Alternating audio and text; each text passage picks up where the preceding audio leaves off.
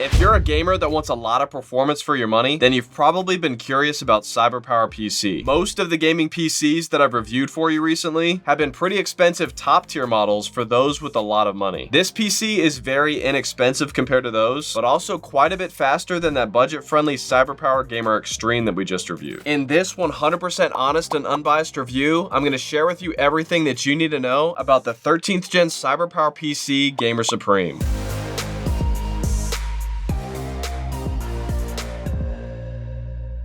This configuration that we have here for you includes an i7-13700K CPU and 4060 Ti GPU. I'm going to quickly take you through the unboxing and what's included, gaming and creator benchmarks, design and build quality, the internals, thermals, fan noise, overall ease of use, pricing breakdowns and comparing its price to performance ratio against the competition, as well as my overall top likes and dislikes. If you decide against this PC after anything that I say in this video, just keep watching because I'm also going to be sharing with you some alternative PCs that I recommend for every budget. Links down below for all the computers that I mentioned. I guarantee that by the end of this video, you will know if this PC is right for you or not. But if you still have any questions after watching this entire video, just shoot me a comment, and if you're publicly subscribed, I guarantee a personal response. All right, now we're gonna rewind back into the past real quick and check out the unboxing.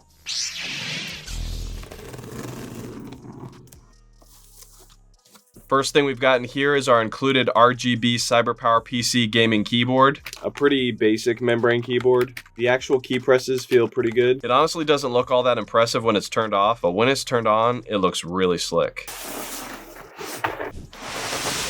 Then we've also gotten here a CyberPower M1-131 gaming mouse. Pretty much the same basic mouse that we get with other CyberPower PCs. I actually really like this soft rubberized texture they've got on the top. The clicks themselves and the scroll wheel feel pretty nice. Important, read this first. We've got a quick start guide with some very obvious information. You'll also get a quick installation guide, which actually is pretty useful for those new to swapping out components or installing new ones. Then we've got a DVD with a backup of all the drivers. Haven't seen one of these in a while. Some M.2 lockers for making your SSD easily accessible and removable without any tools. Oh wow, leave a review and get a free $10 Amazon gift card. So generous. Then we've got some hard drive cables, your antennas for Wi-Fi, and a very thick and beefy power cable.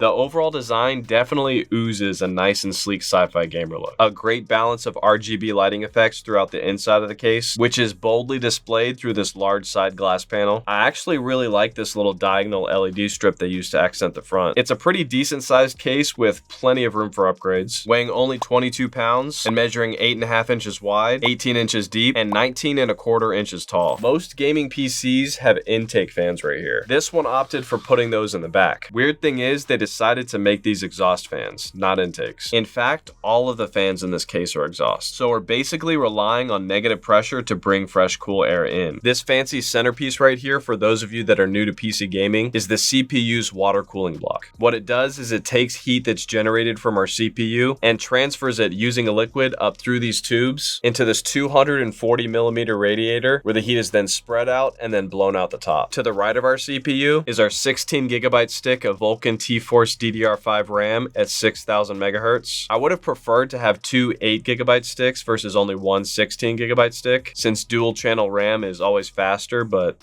then just beneath our CPU, we've got a fancy metal heatsink for our main drive that the operating system and all of our games were installed on. 2 terabytes of crucial P3 Plus SSD storage, and we'll show you the speeds that we got for that here in a sec. And just below that, the most important and most expensive part of this PC, our PNY GeForce RTX 4060 Ti GPU. Pretty light and basic and one of the more bland designs in my opinion, but it does what you need it to. If you ever want to upgrade to a much larger GPU, you can see that for sure it will not be be a problem in this case. And unlike many other more expensive gaming PCs, this one actually still has 2 more PCIe slots available for expansion card upgrades underneath a large GPU. Plenty of room for more easily accessible storage as well, with 2 free SSD slots underneath the GPU and one last one behind the GPU if you want to get real crazy. Then swinging around to the back and removing the back panel, you can see we've got the pretty typical super messy CyberPowerPC cable management here. They don't really have a good reputation in keeping that clean in my experience. At the bottom, we've got 2 open brackets for additional 3.5-inch mechanical hard drives if you want. Then over here, you have a bracket with holes for 2 2.5-inch SSD drives. And then right over here in this right corner is our PSU. Detaching it and flipping it around, you can see that they put us with a PVIA ATX PR 800 watt 80 plus gold power supply. Not modular, unfortunately, so if you ever want to replace that with a more powerful one, you're gonna have to rerun all of your cables. For the ports on the top, we've got 2 headphone and microphone combo jacks, 2 USB 3.0 ports, and an RGB control button. On the back, we've got a PS2 port for older keyboards and mice, 7 USB-A ports, an HDMI and display port for viewing the BIOS if your graphics card is ever having any problems, a super fast USB-C port, a 2.5G Ethernet port, 2 connectors for your Wi-Fi antennas, and 6 audio ports. Then lastly, on the back of our 4060 Ti GPU, 1 HDMI and 3 display ports. Now for the software, the main program that you'll be using is something called the MSI Center. Under hardware monitoring, you'll find a bunch of stats showing you usage percentages, current speeds, and temperatures for your CPU and RAM. Then under features, the only thing that you'll probably want to fine tune here according to your specific situation is this user scenario section. Here you can set your fan profiles depending on whether you're looking for something quieter with hotter temperatures, or if you don't mind louder fans, cooler temperatures, and better performance. And then under custom and creator genie, if you click on this little CPU button right here, you'll get a nice little boost in your games, but also a hotter PC. It's kind of like a quick and easy overclocking. Mystic Light has an impressive amount of LED animation presets that you can choose from. Then we've got some helpful system info all in one place, and a support section in case you're having any trouble with your PC. And just like many other MSI motherboards, within the BIOS, we've got a ton of different things that you can fine tune and customize even further if you're a more advanced user that wants to squeeze the most out of your PC. When it came to the fan noise, these are my results after testing each of the main fan profiles. In quiet and idle mode, it was about 41.7 decibels.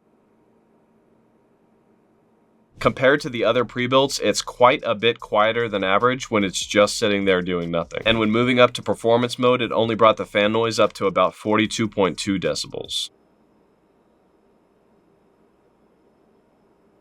Which, as you can see, is also not very loud compared to the others. And then when going into the BIOS and setting all the fans to full speed mode, it only brought the noise level up to about 43.5 decibels.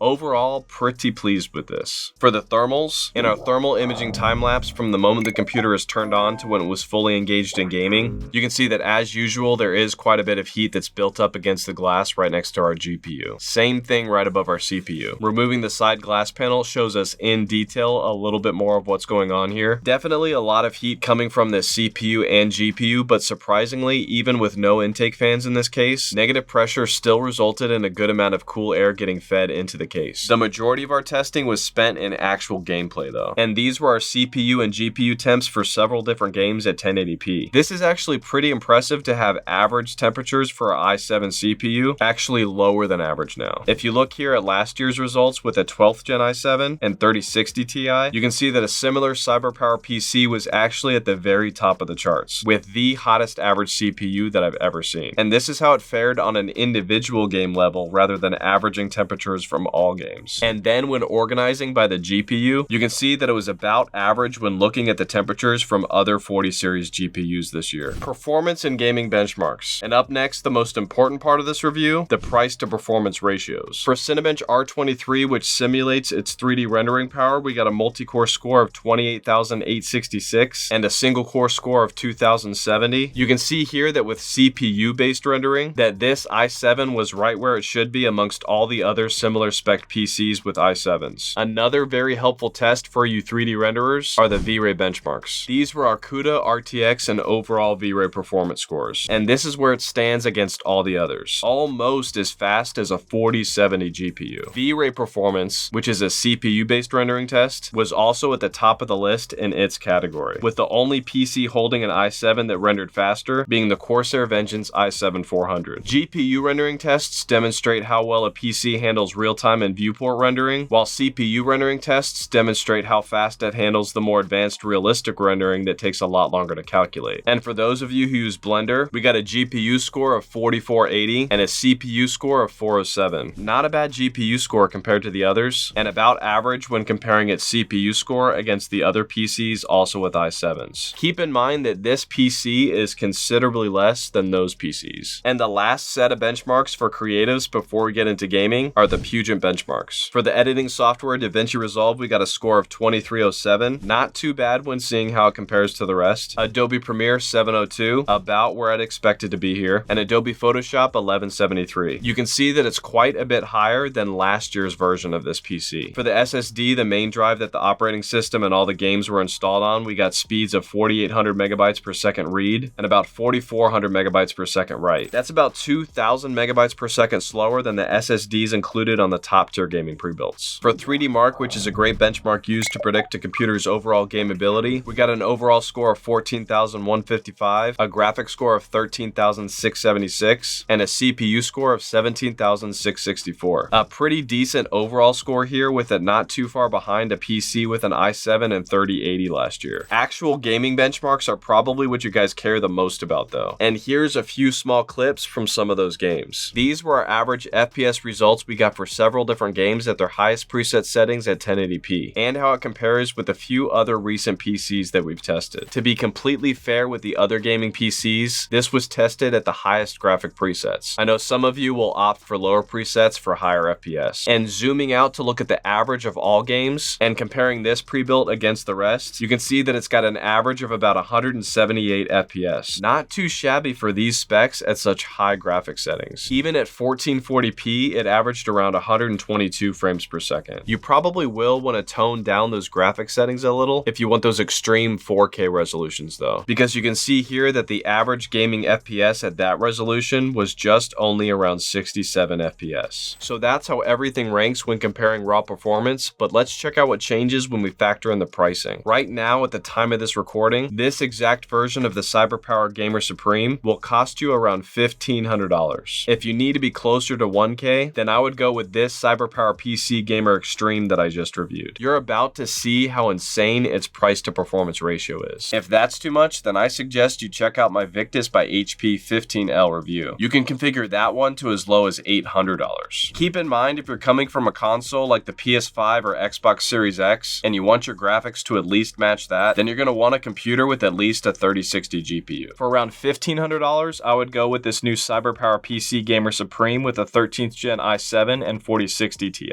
If you can squeeze just a little bit more than that, for those with a budget around $2,000, the Skytech Azure 2 that I recently reviewed is what I recommend. For just under $2,500, I would go with this i7-480 version of the CyberPowerPC Gamer Supreme for just over $2,300. Basically the same specs as the less expensive version of the i7-400 we tested, but quite a bit cheaper. But the absolute best deal for a top tier i9-4090 PC is by far the Lenovo Legion 7i Gen 8. And this leads me to the most important part of this review, the price to performance ratios. Because this PC performs so well for how much it costs, it actually has one of the best price to performance ratios that I've seen yet. Actually tied with the great deal that last year's version was. This new one is a bit more powerful though. That $1,100 CyberPowerPC Gamer Extreme that I just reviewed, that one took the #1 spot with the best dollar per FPS ratio that I've seen yet. This one right here does move down the list quite a bit for 1440p gaming though, with the Gamer Extreme falling into second place. And at 4K, because this is only a 4060 Ti, it fell way down the list. Overall, it's a great PC and better than I expected. For the price, you're getting a pretty powerful PC that's gonna last you a long time. It definitely has plenty of room to grow for upgrades if you plan to start low and then work your way up to more top tier components. The only thing that would be not so fun to me would be having to reroute power to everything if I replace the power supply, since since this one is not modular. Now, if you do decide to purchase this PC or any of the others that I mentioned, then please remember to use my affiliate links in the comments and description below, as I get a small commission at no cost to you for every single purchase made. And it's actually a major factor in keeping this channel going and getting better and better for you. I'd also like to thank my members for their monthly support of this channel. Also, make sure to like, comment, and subscribe with notifications turned on to stay up to date with all of my latest tech and gaming PCs. Thanks for watching, guys. I love you guys. God bless.